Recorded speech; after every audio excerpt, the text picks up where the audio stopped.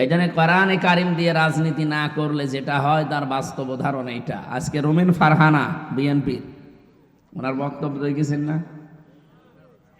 কি প্রশংসা করছে ইসলামী রাজনীতি যারা করে তাদের চরিত্রের প্রশংসা করছে 2024 থেকে 5 আগস্ট থেকে এ পর্যন্ত। কিন্তু তার নিজের দলের লোক যা করে বেড়াচ্ছে সারা দেশে, ঘৃণা জানাচ্ছে। ওরা বলে যে আমরা নির্যাতিত ছিলাম, আমরা মাজলুম ছিলাম, এই কারণে এগুলো করছি। আরে ভাই, আপনার চাইতে আমরা মাজলুম কম ছিলাম? পৃথিবীর ইতিহাসে আমার মনে হয় জাহিলিয়াতের যুগ বাদ দিলে সবচাইতে বেশি অত্যাচারের নির্যাতনের শিকার হয়েছে বাংলাদেশ জামাত ইসলামী। আর আপনি বলেন আমরা কি? হ্যাঁ, আপনারা হয়েছেন, আমরাও দেখতে পেয়েছি। সবচাইতে বেশির তালিকায় দেওয়া লাগবে কিন্তু একামতের দিনের এই মানুষগুলোকে। কারণ এদেরকে যেভাবে গুম করা, খুন করা, বাড়িতে থাকতে না দেওয়া, আর এক একজনের নামে যত মিথ্যা মামলা, গাইবান্ধায় মনে হয় এত হয়নি। হ্যাঁ, না না, বাংলাদেশের সাতক্ষীরায় বেশি। মঞ্চে বসা ওলামা ইকরাম, সামনে বসা মুসলমান ভাইরা, সামনে বসা মুসলমান ভাইরা, পর্দার আড়ালের সম্মানিতা মা এবং বোনেরা, সম্মানিত মা বোনেরা, আপনাদের মনে হয় নির্ধারিত জায়গা আছে না? ওনাদের যে জায়গা আছে আপনারা ওখানে চলে যান। পর্দার বিধান কিন্তু ফরজ। নেকির কাজে এসে আবার ফরজ বিধান লঙ্ঘন হয়ে যায় না যেন। আশা করছি আপনারা কথা শুনতে পাচ্ছেন। দল মত নির্বিশেষে কোরআনের অনুষ্ঠানে আমরা আজকে এসেছি। এটা রাজনৈতিক মঞ্চ নয়, কিন্তু রাজনীতির বাইরেও না। কোরআনে কারিম বাদ দিয়ে রাজনীতি যারা করেছিল এতদিন কি করেছে আপনি দেখতে পেয়েছেন।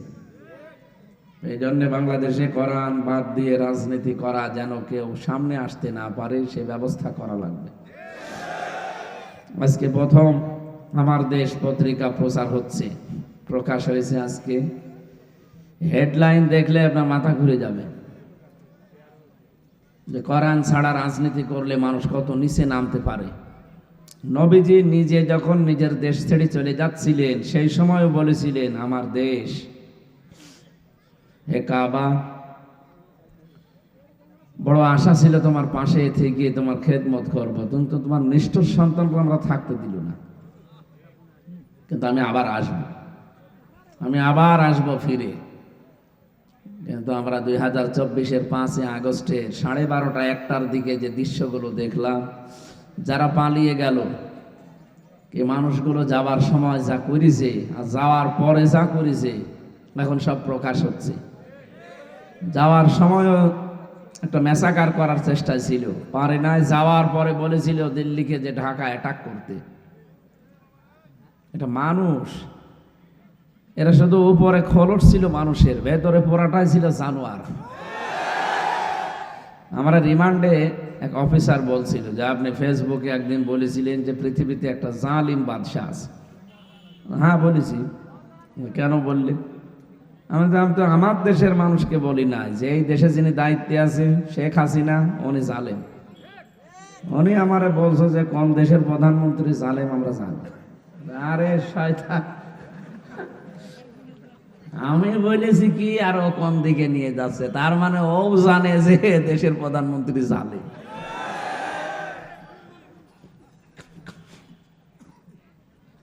এই জন্য কোরআনে কারিম দিয়ে রাজনীতি না করলে যেটা হয় তার বাস্তব উদাহরণ এইটা। আজকে রুমিন ফারহানা বিএনপির, ওনার বক্তব্য দেখেছেন না, কি প্রশংসা করছে ইসলামী রাজনীতি যারা করে তাদের চরিত্রের প্রশংসা করছে 2024 থেকে 5 আগস্ট থেকে এ পর্যন্ত। কিন্তু তার নিজের দলের লোক যা করে বেড়াচ্ছে সারা দেশে, ঘৃণা জানাচ্ছে। ওরা বলে যে আমরা নির্যাতিত ছিলাম, আমরা মাজলুম ছিলাম, এই কারণে এগুলো করছি। আরে ভাই, আপনার চাইতে আমরা মাজলুম কম ছিলাম? পৃথিবীর ইতিহাসে আমার মনে হয় জাহিলিয়াতের যুগ বাদ দিলে সবচাইতে বেশি অত্যাচারের নির্যাতনের শিকার হয়েছে বাংলাদেশ জামাত ইসলামী। আর আপনি বলেন আমরা কি? হ্যাঁ, আপনারা হয়েছেন, আমরাও দেখতে পেয়েছি। সবচাইতে বেশির তালিকায় দেওয়া লাগবে কিন্তু একামতের দিনের এই মানুষগুলোকে। কারণ এদেরকে যেভাবে গুম করা, খুন করা, বাড়িতে থাকতে না দেওয়া, আর এক একজনের নামে যত মিথ্যা মামলা, গাইবান্ধায় মনে হয় এত হয়নি। ও হ্যাঁ, না না, বাংলাদেশের সাতক্ষীরায় বেশি।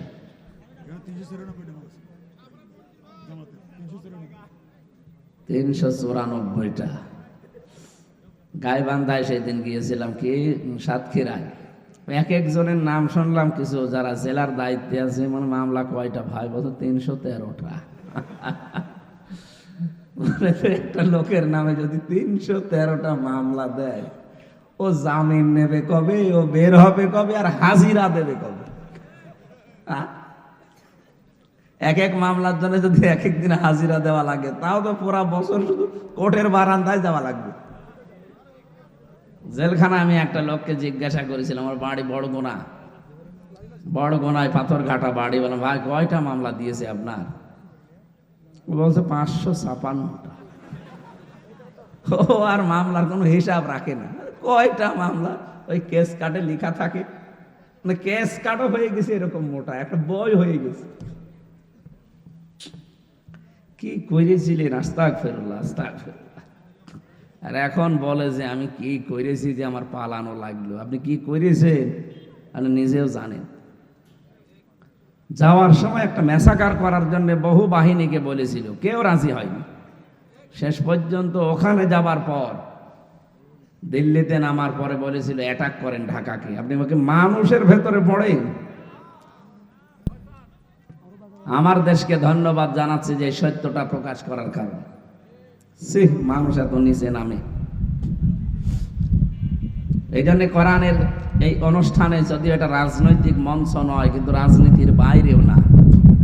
আমরা আজ এই মঞ্চগুলোতে এত জোরে দেওয়া যাবে না, হ্যাঁ আসতে দেন, ঠিক আছে। আর এখানে দাঁড়িয়ে থাকা যাবে না ভাই, বসে। আপনারা মাহফিল দিয়েছেন যদি নিজেরাই না শোনেন, তো মানুষকে শোনাচ্ছেন। এই একটু হালকা দেন।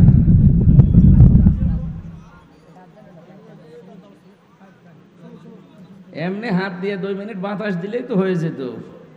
রওশনের সাথে এলাকার মানুষ তো, এদের হাতে মনে হয় ওনার মতো এরকম হয়ে গেছে। এটা চাপ দেন, ঘুরতে থাক। ও রওশনের সাথে মতো বিরোধী দলীয় নেত্রী ছিল। আমার মনে হয় পৃথিবীর ইতিহাসে একটাই। এ কি মানুষের ভেতরে পড়তো? ওরে যা বলতো হাসিনা, ও তাই করত। ও বলে বিরোধী দলীয় নেত্রী। সম্মানিত ভাইরা, আমরা কথা বলছিলাম এই সমস্ত মঞ্চগুলোতে এই 15.5 বছর নাই, 53 বছরে কোরআনে কারিমের কথা বলতে, বিশেষ করে রাজনৈতিক যে বিষয়গুলো আমাদের আনতে দিত না। আমরা না বলতে বলতে এদেশের মানুষেরও অভ্যাস হয়ে গিয়েছিল। আমাদের বউগুলো সব রাজমিস্ত্রি ছিল, আর আমরা যোগাইলে ছিলাম। এই কথা বলে না না, এখন পরিবেশ পাল্টিয়েছে। কোরআনে কারিম সেখানে যেই ফোর্সে যেই কথা বলতে বলেছে, আমরা ওই কথা বলতে চাই। এখন আর কোনো বাধা আছে? বাধা দেওয়ার ক্ষমতা কেউ দেখালে জায়গায়, কিন্তু বাকিটা বললাম না। কারণ এখন আর আগস্টের 5 তারিখের আগে দেশ নেই, পাল্টিয়ে গেছে সময়। দেশ এখন চালাবে ইসলাম। কথা বলেন ঠিক কিনা? সুতরাং এই দিনের বেলায় হাজারো কাজ ছিল। এমনিতে আমরা জানি রংপুর বিভাগের মানুষেরা একটু দুর্বল অর্থনৈতিকভাবে, গরিব মানুষ, কাজ কাম করে খায়। আমরা আল কাসিবু হাবিবুল্লাহ, নবীজি বলেন যারা কাজ করে খায় এরা আল্লাহর বন্ধু। সুতরাং বাংলাদেশের এই 8 বিভাগের, রংপুর বিভাগের মানুষেরা বন্ধুর তালিকায় আছে। আল্লাহর বন্ধু, মোদির বন্ধু না। কার? বলেন বলেন। তুলনামূলকভাবে বাংলাদেশের 8 বিভাগের এই রংপুর বিভাগে পীরের সংখ্যাও কম। হ্যাঁ, না পীর নেই। তুলনা আমার পীর কোন পাচ্ছেন? পীর চট্টগ্রামে যান, ঘরে ঘরে পীর। ও বউ পীর, ওরে বলা হয় পীর মা। একটা টাটকা নির্ভেজাল শয়তান এগুলো। পীরের নাম নিয়ে ব্যবসা করে খায় ওই সমস্ত বিভাগের মানুষেরা। হাদিস হচ্ছে পৃথিবীতে যারা গরিব মানুষ এরা ধনীদের চাইতে 500 বছর আগে জান্নাতে যাবে। সেই হিসাবে যখন কিয়ামতে আল্লাহ জান্নাত দেওয়া আরম্ভ করবে, এই বিভাগের মানুষগুলো আগে যাওয়ার পরে চট্টগ্রাম শুরু হবে। খুব আরামে আছে, তোরা টের পায় না। দেদের নুন আনতে পান্তা ফরায়, এ মানুষগুলো অভাবে থাকে। এরপরও কাজ কাম বাদ দিয়ে আজকে কোরআনের মহব্বতে যারা বাড়ি ঘর ছেড়ে থেকে পিপিলিকার মতো আসতেছে, আল্লাহ এদের জীবনের অভাব তুমি দূর করে দাও, এদের স্বভাবগুলো তুমি মুহাম্মদ রাসূলুল্লাহর মতো বানিয়ে দাও। মেয়েদের স্বভাব হযরতে আয়েশা সিদ্দিকা রাদিয়াল্লাহু তাআলা আনহা তার মতো তৈরি করে দাও।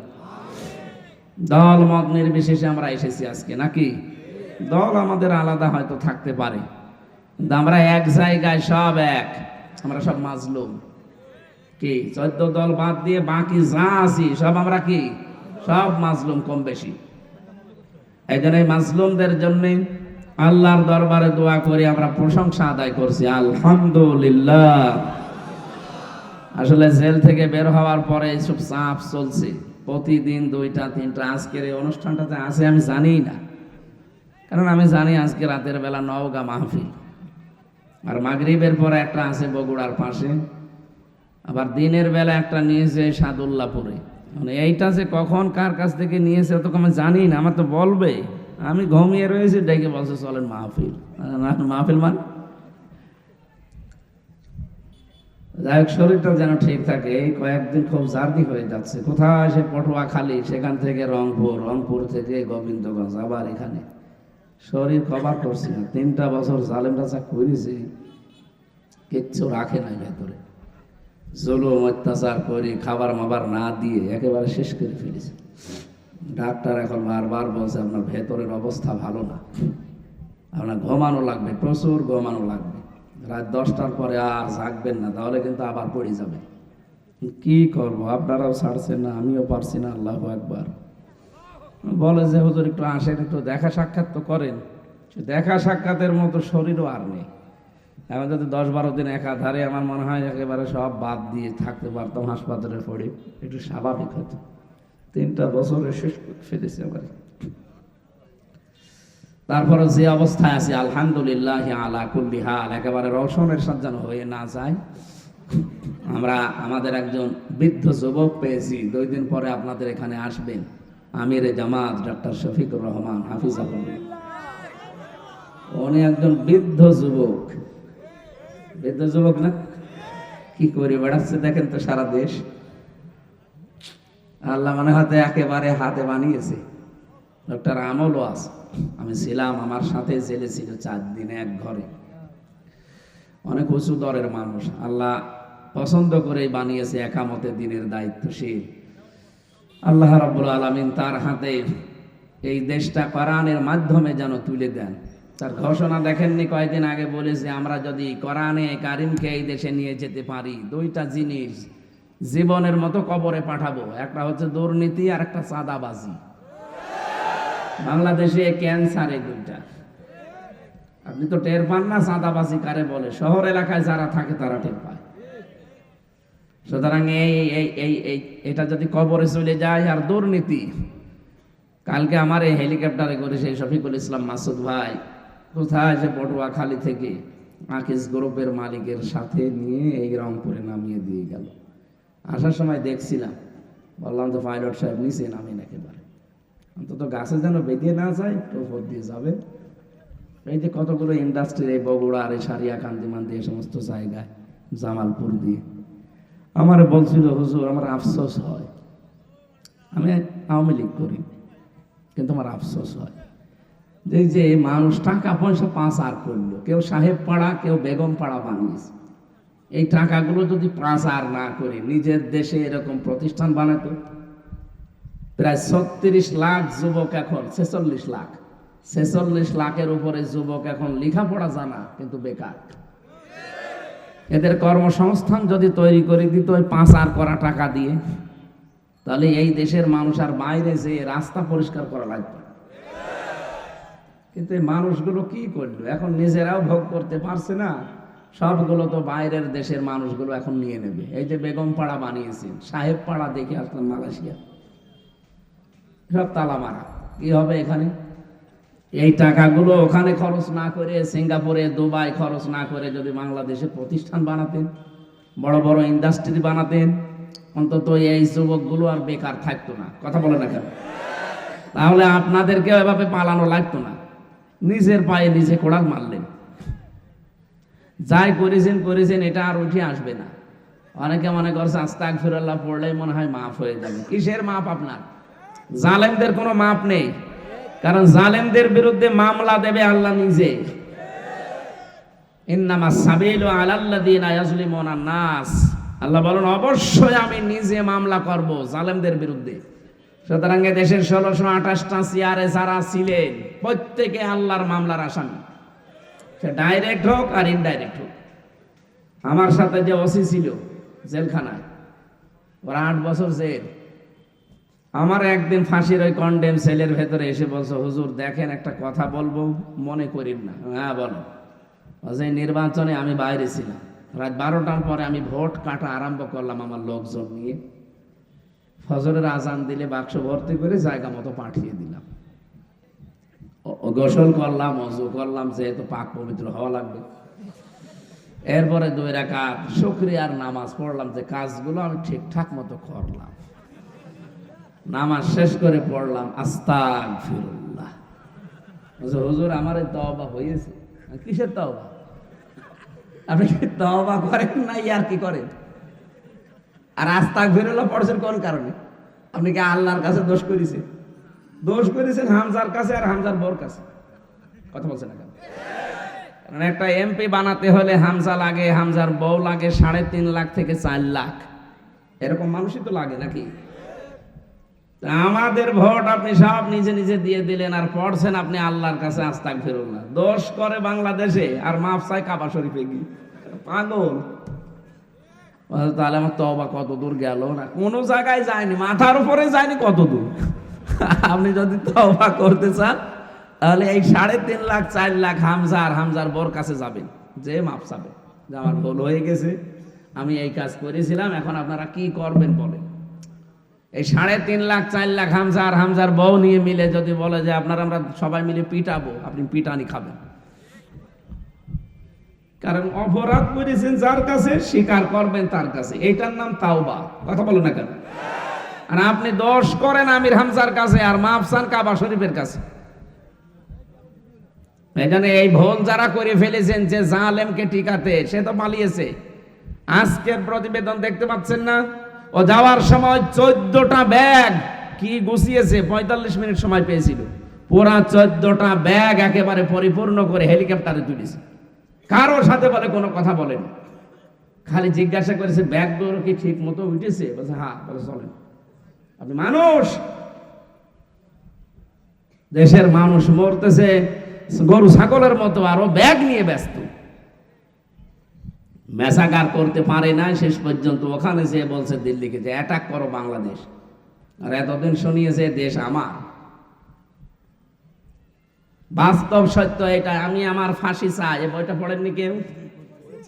আমার ফাঁসি চাই, আমি মেজর ডালিম বলছি, বইগুলো কেনেন, আমার মনে হয় প্রত্যেকের পড়া উচিত। ওই সময় 11 জন পুরুষ মানুষ ছিল যুদ্ধ করার মতো, মুক্তিযুদ্ধ করার মতো, একটাও করে নাই বঙ্গবন্ধু পরিবারের। কিসের মুক্তিযোদ্ধার নাম নিয়ে এ মানুষকে ধোকা দিয়ে বোকা বানিয়ে রেখেছিলেন?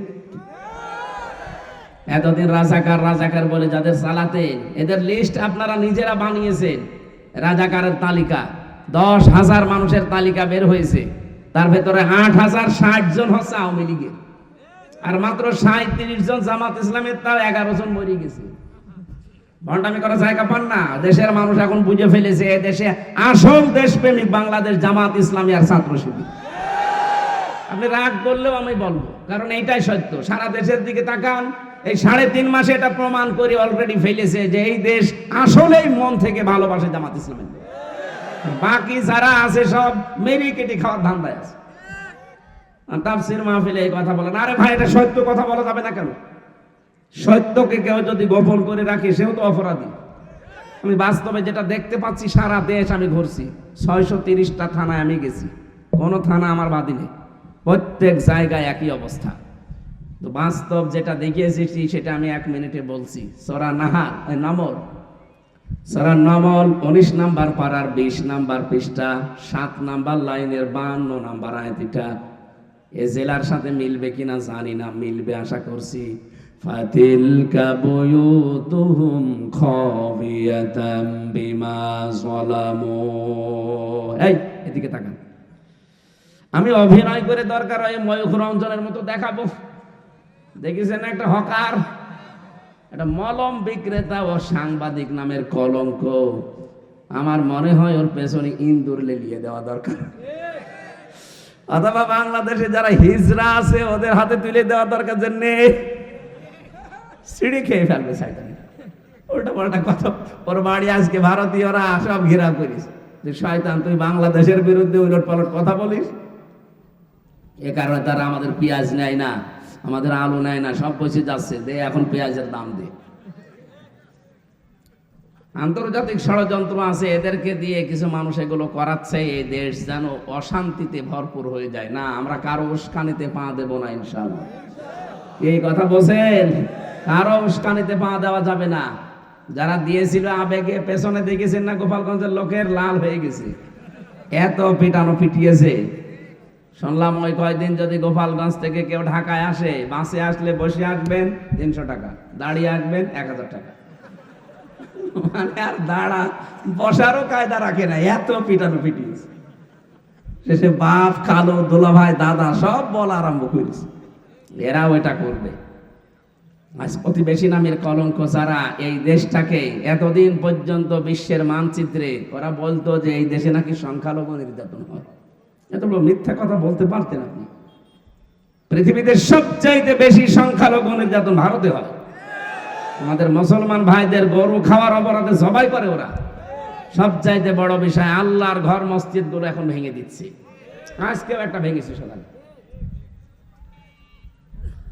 পৃথিবীর বিভিন্ন দেশে আমরা দেখি তারা মাটির নিচে তেল পায়, গ্যাস পায়, স্বর্ণ পায়, লোহা পায়, আর ওই শয়তানরা শুধু মাটির নিচে মন্দির পায়। পিটিয়ে লাশ বানানো দরকার শয়তানগুলো।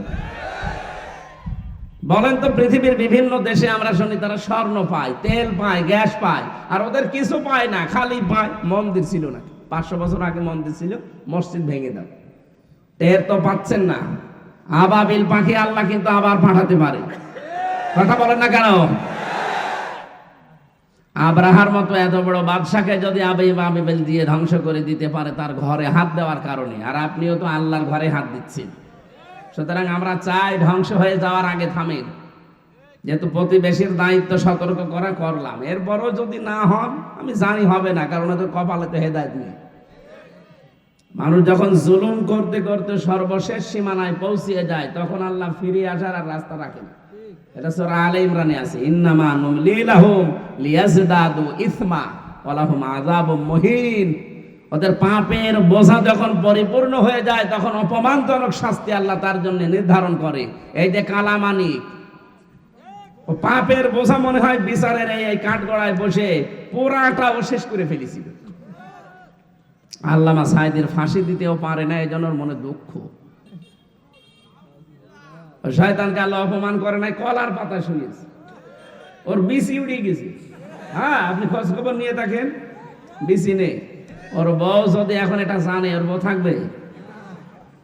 আর আল্লাহ কি অপমান করবে। এবার আমি যে আয়াত পড়েছিলাম ওইটা আপনি গায়বান্দার সাথেও মিলাবেন। আল্লাহ রাব্বুল আলামিন বলেন, ফাতিলকা বুয়ুতুহুম, এই সেই ঘরগুলো। যারা আরবি গ্রামার জানে জিজ্ঞাসা করেন। আল্লাহ যেন এইভাবে আঙ্গুল দিয়ে দেখাচ্ছেন বাংলার মানুষেরা, এই সেই ঘরগুলো। বাইতুন না, বুয়ুত, বহু বছর হোম দিয়েছেন আল্লাহ। যদি হোমটা দিয়ে না দিয়ে যদি নাম দিয়ে দিত এই জায়গায়, তাও হয়েছে তো, কারণ 1500 বছর পরে এরকম না ফারমান কিছু তৈরি হবে।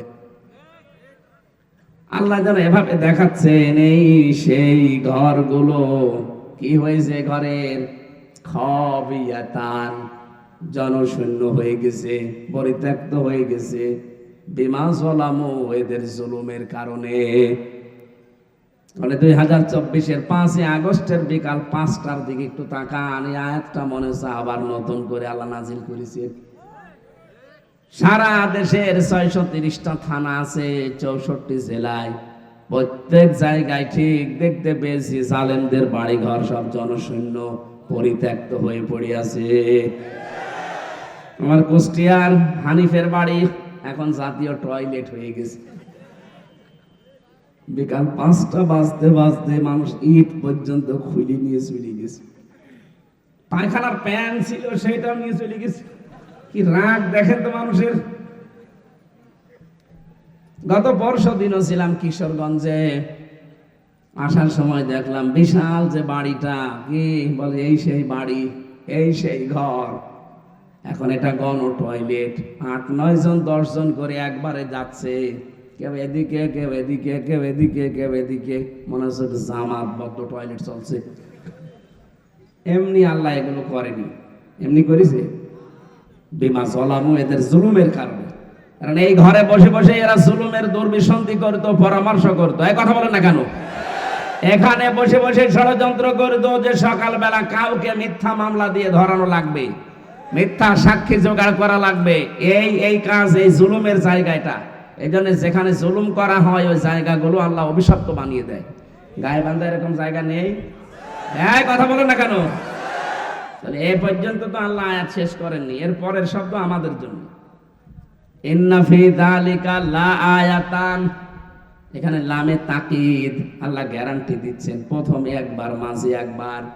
ইন্না ফি যালিকা লা আয়াতাল লিকাউমি ইয়ালামুন। আল্লাহ বলেন অবশ্যই এর ভেতরে শিক্ষা আছে যারা জ্ঞানী তাদের জন্য। সুতরাং 15.5 বছরের জালেমদের এত বড় কঠিন শিকড় যদি আল্লাহ কেটে ফেলতে পারে, কি শিকড় ওরা গেড়েছিল দেখেছেন? ইউনিয়ন থেকে শুরু করে একেবারে সংসদ পর্যন্ত প্রতিটি জায়গা ওদের লোক সেট করা ছিল, প্রত্যেক দিক আর বিভাগে। আমি তো নিজে রিমান্ডে দেখেছি ওদের আচরণ, কি দম্ভ উদ্ধত্ত প্রকাশ করতো ওরা। আমার মনে হচ্ছে ওদের একেবারে কবর থেকে শুরু করে আরশ পর্যন্ত পুরাটা ওদের লোক। কাউকে গোনার সময় ছিল না, ওই অফিসার গুলোই, বাকি গুলোই তাই। আদালতেও যারা ছিল আমাদেরকে মনে করতো গরু ছাগল, এগুলো মানুষই মনে করতো না। আল্লাহ পাক বলেন ফাকুতিয়া দাবিরুল কওমিল্লাযিনা যালামু, জালেমদের শিকড় কাটা হয়ে গেছে। কতিয়া এটা মসুল, এর ফাইল জানা নেই। কে কেটেছে জালেমদের শিকড়, ওদের বাড়ি ঘর কে ভেঙেছে কেউ জানে না। আপনি আজ মামলা দিতে যান, কাউকে পাবেন না, মনে হচ্ছে ফেরেশতা আল্লাহ পাঠিয়ে ভেঙে ফেলেছে। আমাদের উচিত এদের এত বড় শিকড় যদি আল্লাহ তুলে ফেলতে পারে, ধ্বংস করে দিতে পারে, আগামীতে যারা চেয়ারে বসবেন আশায় আছে, তারা যদি জুলুম করেন তাদের বাড়ি ঘরও কিন্তু পরিত্যক্ত হয়ে যাবে। এটা আমাদের জন্য। এই জন্য আমরা সাবধান। যারা আগস্টের 5 তারিখের পর থেকে চাঁদাবাজি আরম্ভ করেছেন বিভিন্ন জায়গায়, আপনি থামেন। টের পাচ্ছেন? প্রশাসনের সাথে আমি কথা বলি মাঝে মাঝে, সামনে শুরু হবে, এগুলো কিন্তু সব পর্যবেক্ষণে আছে। যারা এই উল্টা পাল্টা কাজ আবেগে করছেন, কারো উস্কানিতে করছেন, সব কিন্তু ওদের নখদর্পণে আছে। সামনে প্রশাসনের প্রত্যেক শুরু হবে এই দুর্নীতির বিরুদ্ধে, বিশেষ করে এই চাঁদাবাজি। এমন পিটানো পিটাবে না, জীবনের মতো জীবন শেষ হয়ে যাবে। বিশ্বজিৎকে সেই ছেলেটা মেরেছিল, এখন আফসোস করে। আমার সাথে জেলে 3 বছর ছিল, শাওন 30 বছর জেল। এখন হোশ ফিরেছে, এই কাজটা করা ঠিক হয়। এখন আমার কেউ খোঁজ নেয় না, আমার দলের লোকও না, আমার পরিবারও না, ওই বাড়ি ফুল না। বিশ্বজিৎ একটা হিন্দু ছেলে, কত আকতি মিনতি করেছিল না, যে ভাই কিসের জামাত কিসের শিবির, আমি মুসলমানই না। আপনার যদি পছন্দ না হয়, মানে বিশ্বাস না হয়, তা আমার কাপড় খুলে দেখে, আমি হাফ হাতা না, আমি ফুল হাতা। এরপরও তারা ছাড়ি না। ফুল হাতা বোঝে? আগা কাটা। আমি এটা জানতাম না। ওখানে যে জেলার ছিল ওটা দেবদুলাল, ও যখন আসতো মানুষ চিৎকার দিত যে ফুল হাতা আসতেছে। তার মানে বুঝলাম যে মুসলমানে দিলে হাফ হাতা, মুসলমানে না দিলে ফুল হাতা। এখানে কোনো ফুল হাতা আছে? এই যে এইটা, এই এটা হাফাতা না ফোলাতা? ও মুসলমানে দিয়েছে, তাহলে আর তো এখানে আর নেই। আলহামদুলিল্লাহ। যারা চট্টগ্রাম নিয়ে নেওয়ার চিন্তা ভাবনায় আছেন, পরিকল্পনা করছেন, আরে দাদা আপনারা কি যৌতুক চাচ্ছেন? আর মেয়ে তো পালিয়ে গেছে, যৌতুক কিসে? কথা বলো না কেন? মেয়ে কি আমাদের সাথে বলে গেছে? ও তো পালিয়ে গেছে। আর পালানো মেয়ের কোনো যৌতুক আছে? বিয়েই তো মানি না। আর বিয়ে মানবো কি করে? যার সাথে গেছে ওর কি ফোলাতা? বলেন। ও দাদা যদি এই বয়সে এখন হাফাতা হতে চায়, ডাক্তার দিয়ে আপনি হাফাতা করবেন, ডাক্তার দেখে যাচ্ছে আন্দাজে গোড়া থেকে কেটে বাদ দিয়ে দিল। আমি আর নিচে নামলাম না। চট্টগ্রাম নিয়ে নেবেন এক, আর আমিরে জামাত ডাক্তার শফিকুর রহমান জানিয়েছে 1 ইঞ্চি না, হাফ ইঞ্চি জায়গায় যদি কেউ উল্টা পাল্টা করতে চান, এদেশের 18 কোটি মানুষ যদি জীবন দেয় না, 36 কোটি দাদা নিয়ে জীবন দেবে। বলেন।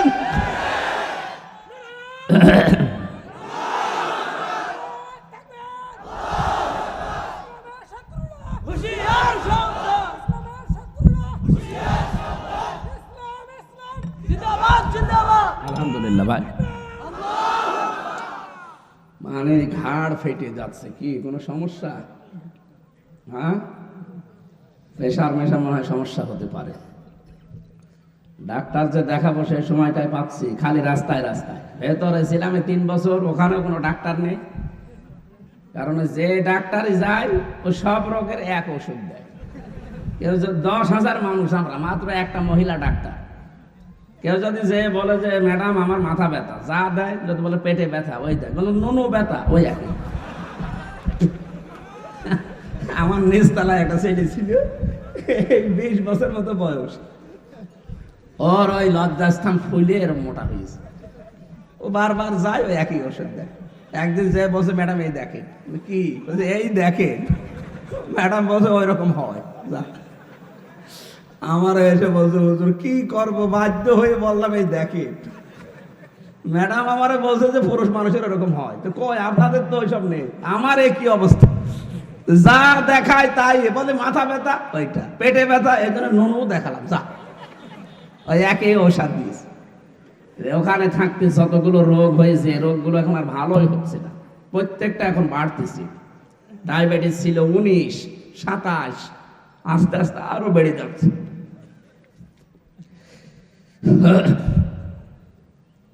আমার ভাইয়ের, আমি কষ্ট দিয়ে ফেললাম আপনাদেরকে এই দিনের বেলায়। তো আমরা তাফসীরুল কোরআন মাহফিলে এসেছি। এই আয়াতের যে শিক্ষাটা, জালেমদের মতো যদি আবার কেউ জুলুম আরম্ভ করেন, ওদের যেমন বাড়ি ঘর নেই, আপনারও বাগান, ওই বাগান সাজানো বাগান থাকবে না। এই জন্য আপনারা থামবেন। আপনারা একামতের দিন যারা আছে এদের কাছ থেকে শিক্ষা নিতে পারেন না যে এরা এত অত্যাচারিত, জুলুম নির্যাতনের শিকার হয়ে যদি সাধারণ ক্ষমা ঘোষণা দিতে পারে, তা আপনার কি হয়েছে? কথা বলেন কেন? এই জন্য আশা করছি আপনি মিলাবেন এদের জীবনের সাথে। এগুলো আইনা আপনার সামনে। আমার আজকের তেলাওয়াতকৃত আয়াত ছিল সূরা নাহাল 36 নম্বর আয়াতের অংশ বিশেষ। এটা রাতের বেলা হলে আমরা তাফসীর আকারে 2-3 ঘন্টা কথা বলতে পারতাম। দিনের বেলায় আমারও সহ্য হয় না, আর এত গরমে আমার ভালো লাগে না। এখন আমার ঘুমের সময়। আমি ফজরের নামাজ পড়ে ঘুমালে একবারে 12টা 1টায় উঠি, এরপরে গোসল করে নামাজ একবারে পড়ে আবার যেখানে যাওয়া যায়। কিন্তু এখন এই সিস্টেমটা পাল্টিয়ে গেছে। এই কয়েকদিন রংপুরের এই এলাকায় এসে মানুষ এসে পাগল, লাখ লাখ মানুষ কোরআনের জন্য পাগল। গরু দিয়ে আপনি চাষ করে খাবেন, গরুই যদি মরে যায়, একটু বাঁচিয়ে রাখেন কিছুদিন। আপনারা নামাজ এখানে আমরা একসাথে পড়ে নেব নাকি? যতক্ষণ পারি আমার শরীর কোলায় আমি চালাই, এরপরে নামাজ একসাথে পড়ে যাবেন। ওঠাউঠি করেন না, আমরা তাফসিরে যাচ্ছি। রব্বুল আলামিন বলেন, ওয়ালাকাদ বাআসনা ফি কুল্লি উম্মাতির রাসূলা। এই পৃথিবীতে আমি নবী আর রাসূল পাঠিয়েছিলাম। যত নবী আর রাসূল তার জাতির কাছে পাঠিয়েছে, তাদের 2টা কর্মসূচি ছিল। ও গায়বান্ধার মানুষেরা, এখন নবীও নেই, রাসূলও বলেন। উম্মতি মুহাম্মদি বলে যারাই দাবি করবে যে আমি নবীর উম্মত, সে নারী হোক আর পুরুষ হোক, তার প্রত্যেকের জন্য এই 2টা দায়িত্ব। অনেকে বলে হ্যাঁ মেয়েদেরও। সূরা মুনাফিকুন না, সূরা তাওবা 70-71 নাম্বার আয়াতে আল্লাহ নারী এবং পুরুষ দুইজনকেই জানিয়েছে ভালো কাজে আদেশ করবা, অন্যায় কাজে নিষেধ করবা। আজ যারা বাংলাদেশ জামাত ইসলামের সাথে মিলতে চায়, ইসলামী ছাত্রী সংস্থার সাথে যারা আসতে চায়, অনেকে ফতোয়া দেয় যে মেয়ে লোকের এগুলো দরকার কি? তাহলে আপনার সাথে আল্লাহ কি কম বোঝে নাকি? তাদের ইসলাম লাগবে না? এক কথা বলে না কেন? মা আয়েশা সিদ্দিকা রাদিয়াল্লাহু তাআলা আনহা কত জ্ঞানী মানুষ ছিলেন আপনি জানেন যে তারা যদি ইসলামের কাছে না আসে তারা জ্ঞান পাবে কোথায়? আর তারা যদি ভালো না হয়, বিশ্বাস করেন পেট থেকে ভালো জিনিস আমরা পাবো না। মেয়েদের কয়েক ইঞ্চি পেট, এটা খুব দামি জায়গা। যার যত বেশি এটা খারাপ কাজে ব্যয় হবে, এখানে খারাপ সন্তান আল্লাহ তত দান করবে। এজন্য মেয়েরা যারা এসেছেন, আশা করছি আপনার এই পেটটা আপনি সংশোধনে রাখবেন, হেফাজতে রাখবেন। যে সমস্ত পেটগুলো থেকে ভালো ভালো সন্তান এসেছে, আপনি তাকান, তাদের বাবা হয়তো খারাপ থাকতে পারে, কিন্তু মা গুলো সব ছিল আবেদা। হযরত ইব্রাহিম নবীকে আল্লাহ যে মায়ের পেটে পাঠিয়েছিলেন, বাবা ছিল একটা হারামখোর। কি হারামখোর ছিল না বাবা? মূর্তির ব্যবসা করত, অথচ তার মা ছিল এমন আবেদা। আল্লাহ তার পেটে পাঠিয়েছেন আমাদের জাতির পিতা ইব্রাহিম আলাইহিস সালামকে। মুসা আলাইহিস সালামের মায়ের খবর জানেন? হযরতে মুসা নবীর মা, আল্লাহর সাথে আল্লাহ ওহী করেছিলেন, তাকে ইলহাম করেছিলেন, ওয়াহাইনা ইলা উম্মি মুসা আন আরদিহি। সুতরাং মাদেরকে ভালো হওয়া লাগবে এই সমাজে, মাদেরকে ইসলাম জানা লাগবে। কয়েকদিন আগে এক সাংবাদিক, যে দীপ্তি, হিন্দু, আমির জামাত ডক্টর শফিকুর রহমানকে মেয়েদের সম্পর্কে প্রশ্ন দিয়েছিলেন যে আপনারা যদি ইসলামকে নিয়ে আসতে পারেন এদেশে, তাহলে মেয়েদের পোশাকের কি হবে? উনি ইসলামী কায়দায় জবাব দিয়েছিলেন। তো কিছু হলুদ মিডিয়া এটা উলট পালট করে ওনার কালার করার জন্য ছেড়েছিল। জাতি এখন বুঝে গেছে যে না, এই হলুদ মিডিয়ার কারণে একে কালার করার চেষ্টা চালিয়েছে। ওনার সম্মান আল্লাহ আরো বাড়িয়ে দিয়েছে। আরে ভাই, আমাদের জন্য যেটা ফরজ, হিন্দুরা তো আর ওইটা করবে না, ওদের ধর্মে তো ওটা নেই। ওদের ধর্মেই আছে গান বাজনা করা। কথা বলো না কেন? আপনি যদি বলেন না আপনারও আমার মতো খাস পর্দা করা লাগবে, ও মহিলা শুনবে? যেমন আর ব্যালেন্স করে কথা বলা লাগবে না?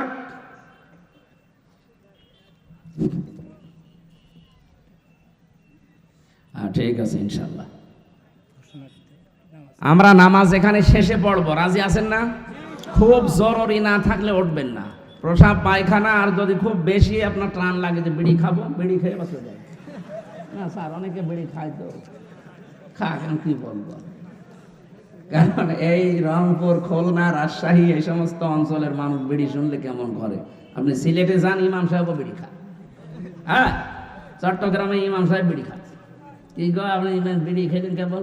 অসুবিধা না, ওটা বাঁধবে না, বিড়ি ফেলিয়ে দিয়ে আল্লাহ। তো সেই জন্য বলছে আপনার খুব নেশা লাগলে আপনি খেয়ে আবার চলে আসবেন। আসবেন তো ইনশাআল্লাহ। এই এলাকার একটা নাম আছে, আমি ওটা নাই বললাম, আলহামদুলিল্লাহ ভালো, নামটাও ভালো। কি মফিজ, এই কারণে জান্নাত আগে পাবেন। আলা ভোলা লোক তো আপনারা, সহজ সরল, আলহামদুলিল্লাহ। জান্নাতি মানুষগুলো সব সহজ সরল হবে, ওই রকম কাল পিঠ হবে না। ওপরে ফিটফাট, ভেতরে সদর ঘাট। এক কথা বলে না কেন? কি সুন্দর কথা বলতে উপরে উপরে দেখেছেন, আর ভেতরে বোরাটা ফেরাউনের চাইতেও খারাপ। আমার তো মনে হয় এই 15.5 বছরে যারা ফেরাউন, নমরুদ, হামান, সাদ্দাতের ভূমিকা পালন করেছে, সে যেই হোক, তাদের তালিকা করে করে মোড়ে মোড়ে বাজারে টাঙিয়ে দেওয়া দরকার, ছবি দিয়ে, যেন কিয়ামতের আগে জালেমরা এলাকায় প্রবেশ করতে না পারে। শয়তানগুলো শেষ করে ফেলেছে একেবারে। ও হ্যাঁ, মাসি আছে। আমার ভাইরা, মেয়েদের জন্য কয়েক মিনিট আমি একটু শিক্ষামূলক কথা বলছি। এই কারণে অনেকে ফতোয়া দেয় যে মেয়ে লোকের আবার ইসলাম করা কি দরকার। আরে ভাই, মেয়ে লোকের দরকার নেই মানে ওরা জান্নাত পাবে না? আপনি জানেন যে সমস্ত মেয়েদের পেটে আল্লাহ ভালো সন্তান দিয়েছিলেন তাদের পেট কি ছিল? আমরা অনেকে দোয়া চাই, হুজুর দোয়া করেন ছেলে যেন আব্দুল কাদের জেলানি হয়, এমনি হবে আব্দুল কাদের জেলানি। তার মায়ের পেটের খবর জানেন? তার ছোট্ট সন্তান 7 বছর মাত্র বয়স, এসে একদিন বলছে, মা সত্যি করে বলো তো তুমি আমাকে পেটে রাখা অবস্থায় কোনো হারাম কাজ করেছিলে? মা বলে, কি বললি? বলতাম না, আমি যা পড়ি আমার পড়া মনে থাকে না। আমার মনে হয় তুমি আমাকে পেটে নিয়ে কোনো হারাম কাজ করেছিলে, ওই প্রভাব আমার মেধার উপরে পড়েছে, এই কারণে আমার পড়া মনে থাকে না। বলো কি করেছো? মা বলে, ওই রকম কোনো কাজের কথা আমার মনে নেই, তবে একটা কথা আমার মনে পড়ে, এই তো আমার পেটে যখন তোর বয়স 9 মাস। কত? এই সময় তোর নানির বাড়িতে ছিলাম, ওঠানের ওপরে আষাঢ় নাড়ি দিয়েছে, রোদে শুকাতে দিয়েছে। আমি মনে করলাম তোর নানির, খেয়ে ফেলেছি। পরে দেখি না পাশের বাড়ির একজনের। ও বাবা আব্দুল কাদের, মানুষের জিনিস না বলে তোরে পেটে রাখা অবস্থায় খেয়েছিলাম, এই প্রভাব মনে হয় তোর মেধার উপরে পড়েছে। টের পাচ্ছেন কি বলছি? সন্তান পেটে রাখা অবস্থায় মানুষের জিনিস না বলে খেয়ে যদি এই প্রভাব সন্তানের মেধার উপরে পড়ে, এ কারণে যদি তার লেখাপড়া মনে না থাকে, আমাদেরকে যারা পেটে নিয়েছে কত কিছু তো না বলে খেয়ে হজম করে ফেলে। কথা বলে না কেন? সন্তান এমনি ভালো হবে আপনি মনে করছেন? আগে পেট ঠিক করবেন। আর পেট কি, বুক কি, পিঠ কি, মাথা কি, এগুলো জানার জন্য ইসলাম জানা লাগবে না? বলেন। এই জন্য আমি আহ্বান জানাবো, নারী হোক আর পুরুষ হোক, প্রত্যেকেই উম্মতি মুহাম্মদী যারা আমরা, এই 2টা কাজ নবীরা করতেন, আমরাও এখন জীবনের আসল কাজ বানিয়ে নেব। নবীরা বলতেন, আনি আবুদুল্লাহ, আল্লাহর ইবাদত করো, অজেতানিবুত তাগুত, 2 নম্বরে তাগুত ছেড়ে দাও। খুব অল্প কথার ভেতরে আপনি বুঝে ফেলবেন আশা করছি। ইবাদত করার আগে একটা কাজ করা লাগে। কেউ যদি ইবাদত করতে চান, তার প্রথম শর্ত তাকে ঈমান আনতে হয়। ঈমান না হলে ইবাদত হবে? কথা বলে না কেন?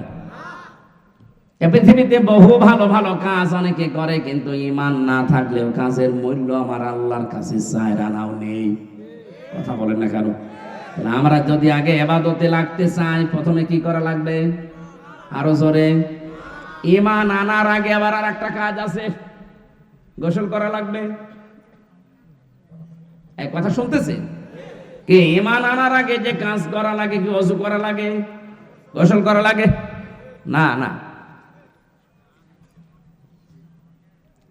কেউ যদি ঈমান আনতে চায়, কোরআনে কারীম তাকে জানিয়েছে, এখানে যদি ওরকম কেউ থাকেন, আপনি আজকেই পরিবর্তন হয়ে যাবেন।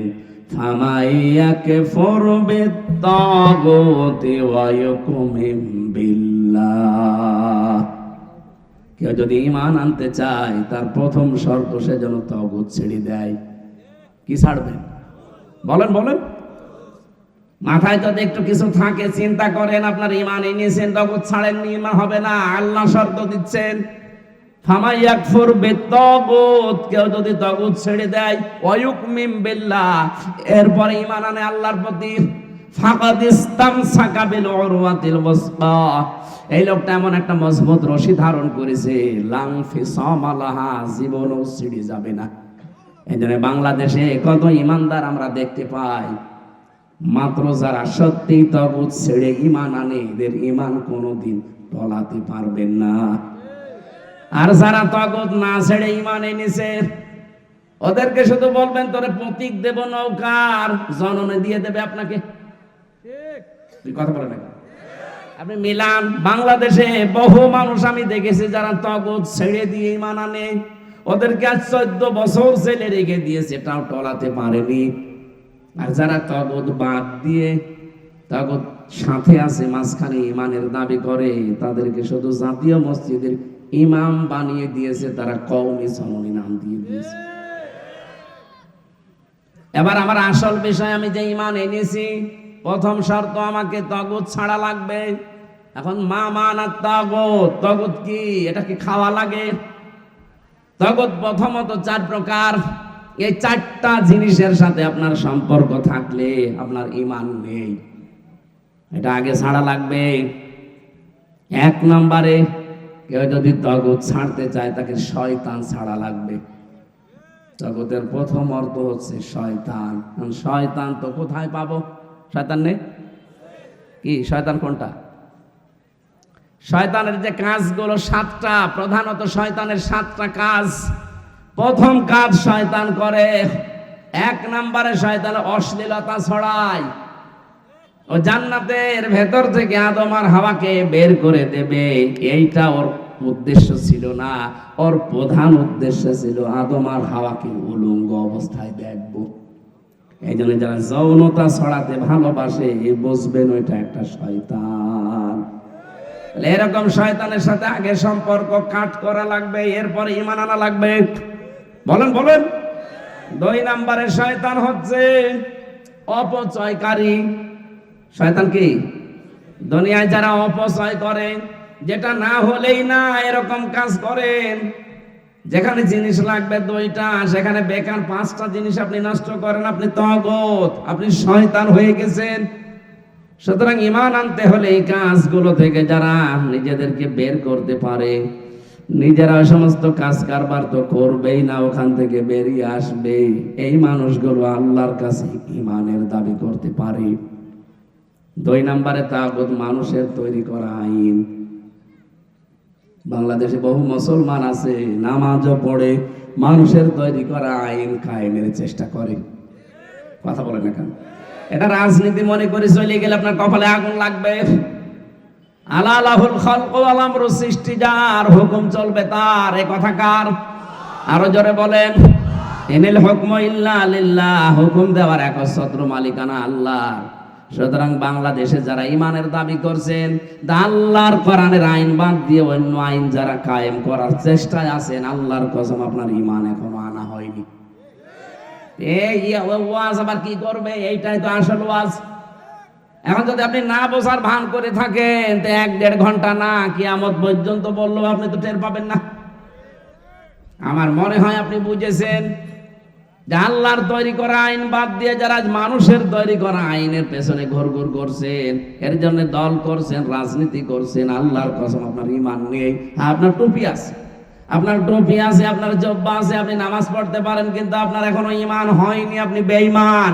ওই রকম ঈমান আনলে ওই জাতীয় মসজিদের ইমামের মতো 2 দিন আপনি পরেই পালিয়ে যাবেন। বলেন, কত বড় দুর্নীতিগ্রস্ত একটা ইমাম পালিয়ে গেছে, পৃথিবীর ইতিহাস পাল্টিয়ে দিয়েছে। কয়েকদিন পরে এসেছিল জোর করে ইমামতি করার জন্য, জনগণ জুতা দিয়ে পিটিয়েছে। পরের দিন আবার স্ট্যাটাস দিয়েছে, জুতা মেরেছে জনগণ, কিন্তু আমার গায়ে লাগেনি। একটা 5-8 গোলাম ছিল, নৌকা মার্কা নিয়ে দাঁড়াতো লড়াইকে। আপনি মানুষ, একটা আলেমের সন্তান আপনি, আর নামের আগে তো নিজে আলেম লিখে বসে আছেন, অথচ মার্কা কি? এটা কুকুর মার্কায় দাঁড়াতে পারলেন? হ্যাঁ, কুকুর মার্কায় দাঁড়ালে আপনি পাস করতেন। আর পাস করার কি আছে? 2008 থেকে 24 সাল পর্যন্ত যারা নির্বাচনের নামে প্রহসন করে, কেউ এমপি হয়েছেন, কেউ মন্ত্রী হয়েছে, কেউ মেয়র হয়েছেন, কেউ উপজেলা চেয়ারম্যান, না, আগামীতে এদের নামে বিশেষ করে 8 থেকে 24 এই সমস্ত নির্বাচনে যারা নির্বাচনের নাম নিয়ে প্রহসন করে, এমপি, মন্ত্রী, উপজেলা চেয়ারম্যান, মেয়র, এগুলো পেপারে যদি আসে, পোস্টারে নাম লিখতে হলে সাবেক এমপি, সাবেক মন্ত্রী লেখা জায়েজ নেই, কারণ আমরা আপনাকে ভোট দেই। কথা বলছেন না কেন? আপনি জনগণের ভোটে নির্বাচিত নয়, এই জন্য আপনি পোস্টারে লিখতে পারবেন না সাবেক এমপি, সাবেক মন্ত্রী। এতটুকু লিখতে পারেন সাবেক চোর, এটা লিখে দেন, যেটা সত্য সেটা লিখে, অথবা সাবেক ডাকাত লিখে দিন। আপনি কোন কারণে মিথ্যা কথা লেখেন যে আমি সাবেক এমপি? ভণ্ডামি করার জায়গা পান না? যতগুলো টাকা নিয়েছেন ভাতা হিসাবে সব টাকা ফেরত দেওয়া লাগবে, নাই তো আপনার কোনো মাপ নেই। 18 কোটি জনগণের মানুষ মাফ করবে? কোন কারণে টাকা নিয়েছেন আপনি? বলেন আমি রাষ্ট্রের কাজ করেছি। কিসের রাষ্ট্রের কাজ করেছেন? আপনার বেগম পাড়া, সাহেব পাড়া বানালেন কি দিয়ে? সব ফেরেস্তা বানিয়ে দিয়েছে। এই জন্য আমরা আহ্বান জানাচ্ছি, আমার ইমান যদি সত্যি আমি আনতে চাই, মানুষের তৈরি করা আইনের সাথে থাকা যাবে না। সাফ কথা এটা। এখন সংবিধান সংস্কার চলছে, আমরা আশা করব যারা দায়িত্বে আছেন, আন্তর্জাতিক চাপ আছে আমরা জানি, সবগুলো মোকাবেলা করার সক্ষমতা আছে আপনাদের। এই জন্য আমাদের উচিত হবে এই দেশের সব জায়গা থেকে আওয়াজ তোলা। সংবিধান নামে একটা সূরা কোরআনে আছে, সূরা ফুরকান। কোন সূরা? বলেন বলেন। 19 পারায় আছে, 18-19 মিলে ফুরকান 77টা আয়াত আছে, এর 73টা ধারা আছে। সংবিধান যদি কেউ বানাতে চান, মুসলিম দেশে এই 73টা ধারা দিয়ে সংবিধান বানান, বাংলাদেশ একটা মিনি জান্নাত হয়ে যাবে। আমার ভাইরা, এখানে কেউ যদি আমরা ঈমান আনতে চাই, প্রথম হচ্ছে তাগুত ছেড়ে দেওয়া, এরপরে ইবাদত বন্দেগী আরম্ভ করেন। ইবাদত আগে না, কারণ ইবাদতের আগে ঈমান, ঈমানের আগে তাগুত ছেড়ে দেওয়া। এভাবে সিরিয়াল আকারে আমরা যদি এখন থেকে মিলানো আরম্ভ করি, আমার তো যা মনে হচ্ছে সামনে বাংলাদেশে যে 2024 সালের আগস্টের 5 তারিখের আগে আমরা জানতাম, জরিপে বলেছিল 100 জনের 15 জন মানুষ এদেশে কোরআনের আইন চায়। কত? 100 জনের ভেতরে মাত্র 15 জন, আর বাকি সব বিভিন্ন তালে আছে। কিন্তু আল্লাহর রহমতে এই 3 মাস কয়েকদিনের ভেতরে পুরা দেশ পাল্টিয়ে গেছে। এখন 100 জনের 58 জন মানুষ চাইছে কোরআনের আইন কায়েম হোক। মানুষ এখন বুঝে ফেলেছে যে এটা ছাড়া সম্ভব না। 3 মাস কয়েকদিনে যদি এই পরিবর্তন আল্লাহ দিয়ে দেয়, আর কিছুদিন যেতে দেন, আল্লাহর কসমে দেশে 100 জনের 100 জন মানুষই তখন চাইবে কোরআন দেশে কায়েম হোক। ওইটা দেখার দরকার না আমাদের? বলেন বলেন, কি দৃশ্য হবে তখন! চাঁদাবাজি থাকবে না, রাহাজানি নেই, চিন্তাই নেই, মারামারি নেই। গতকালকেও গাইবান্ধা সাগাটায় চাঁদাবাজি নিয়ে মারামারি করে জামাতের একজনকে মাথায় কোপ দিয়েছে। আর সে তো বাধা দিতে গেছে, আপনি তাকে মারলেন কেন? নিজেরা অন্যায় করছে, অন্যায়টা একটা ভালো মানুষের উপরে চাপিয়ে দিতে চান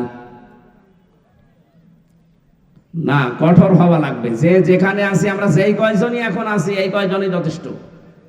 সব দল মত নির্বিশেষে ঐক্যবদ্ধ হয়ে একেবারে সীসাকলা প্রাচীরের মতো দাঁড়ানো লাগবে। কারণ আল্লাহ সবচেয়ে বেশি 2টা কাতারকে ভালোবাসেন, একটা হচ্ছে জিহাদের কাতার আর একটা নামাজের কাতার। এই কথা বলেন না কেন? সুতরাং এইটাও একটা জিহাদ। কেউ যেন সমাজে অন্যায় করে টিকে থাকতে না পারে। দল মত আর ওই সময় দেখা যাবে না। নামাজে যেভাবে কাতার দিয়েছিলেন, ওই কাতারটা পরিবারে সমাজে নিয়ে যাওয়া রাখবে।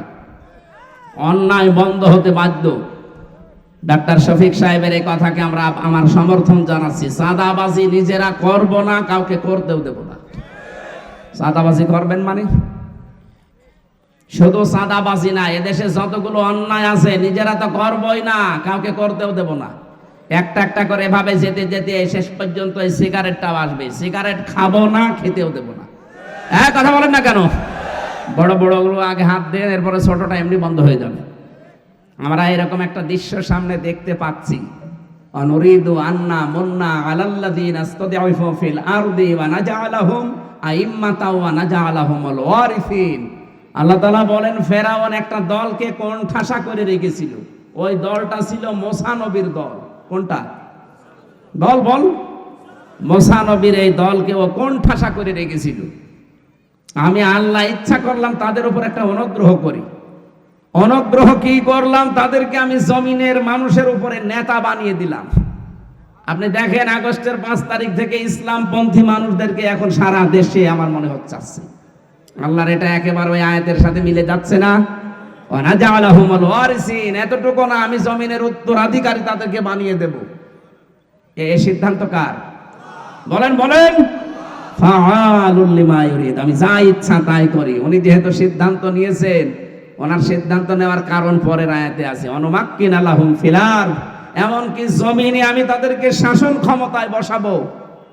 অনুরিয়া ফিরআউনা ওয়া হামানা ওয়া জুনুদাহুমা মিনহুম মা কানু ইয়াহদারুন। ফেরাউন, হামান এবং তার সৈন্যবাহিনী যাদেরকে সবচাইতে বেশি ভয় পেত, আমি আল্লাহ তাদেরকে দেখাবো যে দেখ, এদেরকে আমি ক্ষমতায় বসিয়ে দিয়েছি। আল্লাহ তুমি এই আয়াতটা বাংলাদেশে আমাদের জন্য দেখাও, বলেন আমিন।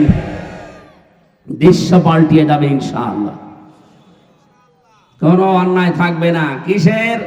এই যে আজকে না কালকে, গত পরশুদিন এই পঞ্চগড় থেকে আর ওই ঝিনাইদহ মাগুরা থেকে দুইজন মহিলা তার মেয়েকে নিয়ে গেছে ভারতে এই হাতের চিকিৎসা করাবে। সাংবাদিক ওই যে ময়ূখ রঞ্জনের মতো এরকম হকার বলছে, আপনি বলেন যে আপনার মেয়েকে দেশে রেপ করা হয়েছে, ওই দেশে আমরা টিকতে পারছি না, এই জন্য চলে এসেছি। বলে কেন? আমি মিথ্যা কথা বলবো কেন? আগস্টের 5 তারিখের পর থেকে আমরা সবচাইতে ভালো আছি বাংলাদেশে। সুবহানাল্লাহ বলতে পারেন নাই? এতদিন মিথ্যা ছড়িয়েছে দাদারা, সারা বিশ্ব এখন উল্টাপাল্টা হয়ে গেছে। মানুষ এখন এই মিথ্যাগুলো সব বুঝে ফেলেছে। কথা বলেন না কেন? ডোনাল্ড ট্রাম্পের মতো এই মানুষও পরশুদিন না 3-4 দিন আগে ঘোষণা দিয়েছে যে আমি 20 তারিখে জানুয়ারিতে শপথ নেব। শপথটা হয়ে যাক, এই দেশে ভারতীয় আছে 16 লাখ, একটাকেও রাখা হবে না, সব ফেরত পাঠানো হবে। দাদার ধুতি সামলাতে পাগল হয়ে যাবে। আহ্বান জানাবো, ভারতের সাথে যত সম্পর্ক আছে সব ছিন্ন করেন, কারণ ওর পাশের কোন রাষ্ট্রের সাথে তার মিল নেই। পাকিস্তানের সাথে মিল নেই, চীনের সাথে মিল নেই, নেপালের সাথে মিল নেই, ভুটানের সাথে মিল নেই, মায়ানমারের সাথে মিল নেই, আফগানিস্তানে একটা বর্ডার আছে ওটার সাথেও মিল নেই। আমাদের সাথে এতদিন মিল ছিল কন্যার কারণে, কন্যা নেই, মিল নেই। কথা বলেন না কেন? সুতরাং আহ্বান জানাচ্ছে, যারা দায়িত্বে আছেন ওরা চিকিৎসা দিতে চায় না, কোনো দরকার নেই ওদের দেশে যাওয়া। বাংলাদেশে আন্তর্জাতিক মানের 5টা হাসপাতাল তৈরি করেন, দরকার হয় টাকা কালেকশন করেন। এক কথা বলেন না কেন? ব্যবসা বাণিজ্য এখন পাকিস্তানের সাথে, চীনের সাথে, তুরস্কের সাথে আরম্ভ হয়েছে, করেন, এগুলো আরো বেশি করে করেন, কোনো দরকার নেই এদের। ওরা এখন এই কয়েকদিনে বাবা বলা আরম্ভ করেছে, কয়েকদিন পরে বাবার বাবা বলে ডাকবে। কারণ আমি তো সবচাইতে বেশি সময় কাটিয়েছি এই ভারতের প্রদেশগুলোতে, দেখেছি খুব মরণকে ভয় পায়। মরণের কথা যদি একটু বলেন না, একেবারে পাগল হয়ে যাবে দাদাগুলো। আমরা যারা এখানে এসেছি, আমরা ঈমান আনতে চাই প্রথমে, তাগুত ছেড়ে দিয়ে, এরপরে যদি ঈমান আনি, এরপরে দায়িত্ব আল্লাহর ইবাদত করো। ইবাদত মানে কি? ইবাদতই হচ্ছে আল্লাহ যেটা করতে বলেন ওটা রাসূলের তরিকায় করা লাগবে। বাংলাদেশে এই সিস্টেমটা নেই। মানুষ অনেকে ইবাদত করছে কিন্তু তরিকাটা বাদ দিয়ে, কেউ বাবার তরিকায় করে, কেউ তার পূর্বপুরুষদের তরিকায় করে না। আমার মুরব্বী কি বলেছে, আমার দাদা কি বলেছে, ওটার নাম ইসলাম না। সাইয়্যিদ আবুল আলা মওদুদী রাহমাতুল্লাহ আলাইহি এই কথাটাই তিনি বলেছিলেন। আমি ইসলাম মানতে গিয়ে দেখেছি কোন দাদা কি বলেছে, কোন চাচা কি বলেছে না, আমি দেখেছি আল্লাহ কি বলেছে, রাসূল কি করেছে। সুবহানাল্লাহ বলতে পারেন নাই? এইটার সামারাইজ হচ্ছে ইবাদত। আল্লাহ কি বলেছে, রাসূল কি করেছে, এইটার নাম কি? এরকম ইবাদত 9 প্রকারে কোরআনে সাজানো আছে, ব্যক্তিগত জীবনে, পারিবারিক জীবনে, সামাজিক জীবনে, একেবারে আন্তর্জাতিক জীবন পর্যন্ত। আল্লাহ আমাদের ইবাদত একেবারে কোরআন কেন্দ্রিক করার তৌফিক যেন দান করেন, বলেন আমিন। মা বোন সহ ভাইরা যারা এসেছেন, আমি নামাজের কথা সরাসরি বলতে চাই না, কারণ মুসলমান যদি নামাজ না পড়ে, ও কিসের মুসলমান বলেন তো? মুসলমানের কাছেও যদি নামাজের ওয়াজ করা লাগে, তাহলে আমি অন্য ধর্মের কাছে কি করব? এখানে মাস্ট বি ফরজ নামাজ ছেড়ে দেবেন না, তাহলে আল্লাহ আপনার দায়িত্ব ছেড়ে দেবে। আর মেয়েরা যারা এসেছেন, নামাজ, রোজা আর কালো বোরকা পরাই শুধু ইবাদত না, অতইনু আলা দীনি যাওজাতিহা, আপনার স্বামী বা, যদিও যাওজাতিহা শব্দটা আছে, এর ভেতরে ব্যাখ্যায় আরো শব্দগুলো যোগ করা আছে। যাদের স্বামী, যাদের ভাই, যাদের বাবা ইসলামী কাজে, মানবতার কাজে সময় দেয়, তাদের পরিবার থেকে সাপোর্ট করা দরকার। ঠিক আছে, আপনি করেন, আমরা আছি, কিন্তু অধিকাংশ মেয়ে লোক এটা করেন, আরো বাধা দেয়। আল্লাহ আমাদের মেয়েদেরকে খাদিজাতুল কুবরার মতো যেন সাহায্য করার তৌফিক দেন, বলেন আমিন। এই একটাই মাত্র মহিলা যার জন্য আল্লাহ নিজে জান্নাতে ঘর বানিয়ে ওই ঘরটার সুসংবাদ দুনিয়ায় পাঠিয়েছেন, এই একটাই মহিলা, তার স্বামীকে শুধু দিনের কাজে সাহায্য করার কারণে। অথচ খাদিজা জীবনে নামাজ পড়েনি, রোজা রাখেনি, হজ করেনি, যাকাতও দেয়নি, তার পুরা জীবনে একটা কাজও তিনি পাননি, কারণ তার আগেই তিনি ইন্তেকাল হয়েছে। কিন্তু আল্লাহ তাকে জান্নাতের সুসংবাদ শুধু দেয়নি, জান্নাতে একটা আলাদা বিল্ডিং বানিয়ে তার নামে তাকে পাঠিয়ে দিয়েছেন যে এটা তোমার নিজের ঘর। উনি ওনার স্বামীর জন্য ঘরটা নয়েজ মুক্ত রাখতেন, স্বামীর জন্য ঘরটা আওয়াজ মুক্ত রাখতেন। আমরা যখন পুরুষ মানুষ বাইরে থেকে কর্মজীবন শেষ করে বাড়ি যাব, ঘরটা এমন একটা শান্ত নির্মল পরিবেশ বানাবেন যেন অন্তত ক্লান্তি শ্রান্তি সব দূর হয়ে যায়। এমন স্ত্রী আছে বাইরে থেকে কাজকর্ম করে বাড়িতে যাবেন, সে দেখবেন ঘরটা আর একটা জাহান্নাম। কথা বলে না কেন? খাদিজাতুল কুবরাকে যদি স্বামীর এই কাজগুলো করার কারণে আল্লাহ জান্নাত বানিয়ে পাঠিয়ে দেয়, আপনাকেও আল্লাহ খাদিজার সাথে জান্নাতে পাঠাবে। আপনার জন্য ঘর বানানো থাকবে, শুধু স্বামীকে পেছন দরজা দিয়ে সাহায্য করবেন। আল্লাহ মেয়েদের এই অভ্যাস যেন তৈরি করে দেয়, আমিন। আমার আর একটা আছে, দুইটাই, আর সময়ও বেশি নেই, আমি শেষ করছি। আল্লাহুম্মা আমিন। আল্লাহুম্মা গফিরলি ওয়ারহামনি ওয়াহদিনি ওয়াফিনি ওয়ারযুকনি ইয়া রাব্বাল আলামিন।